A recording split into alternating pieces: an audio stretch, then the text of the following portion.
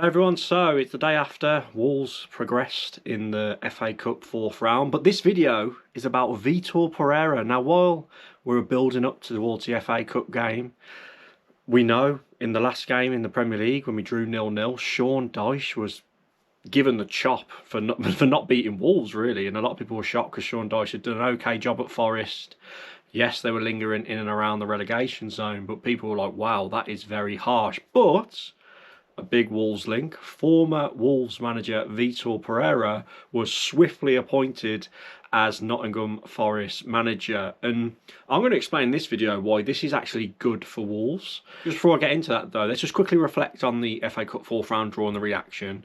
You saw my post-match video. I was very happy with the victory. I thought it was a professional performance because we could not play football on that pitch, but again people are being very harsh and saying Rob Edwards deserves to go after that performance. But come on man, like I criticise when it's fair. I don't think he deserves criticism for that. We got the job done. We saw what Mansfield did to Burnley, for example. At time of recording, the FA Cup draw hasn't been made, but let's hope we get a really good FA Cup draw. He was all laugh and jokes on TNT Sports again after. After that, because really good game of headers and volleys, wasn't it? That big, massive, aggressive game of headers and volleys. It was a classic cup tie, which is why we're here. Yeah, I know you. I know that's why you were here.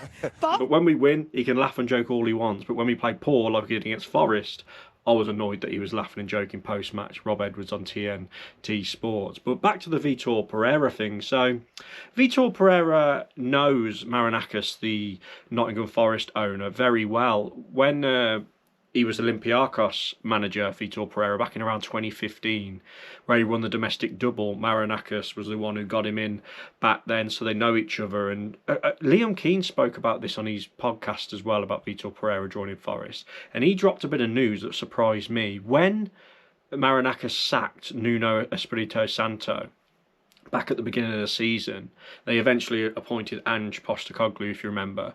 He tried to get Vitor Pereira off Wolves then, when he was still Wolves manager at the beginning of the season, because obviously of their connection, and that's who he wanted as manager, which really surprised me. Obviously Wolves give him a new deal back at the beginning of the season, so that was never going to happen. So I suppose it's not that much of a surprise that this appointment happened so quick when you know that information. And also, the reason why this is very good for Wolves is because now Nottingham Forest have appointed Vitor Pereira as manager.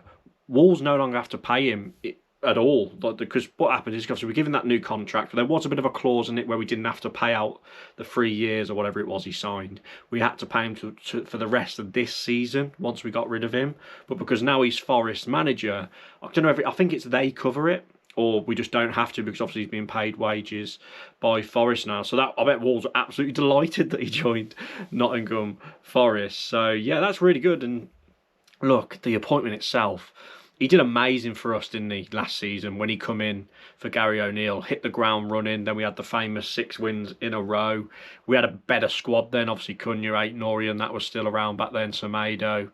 So all he had to do really, because Gary O'Neill had dragged so much confidence out of the team, was to shore up the defence, and we were scoring a lot of goals anyway, so it worked out really well. He did steady the ship.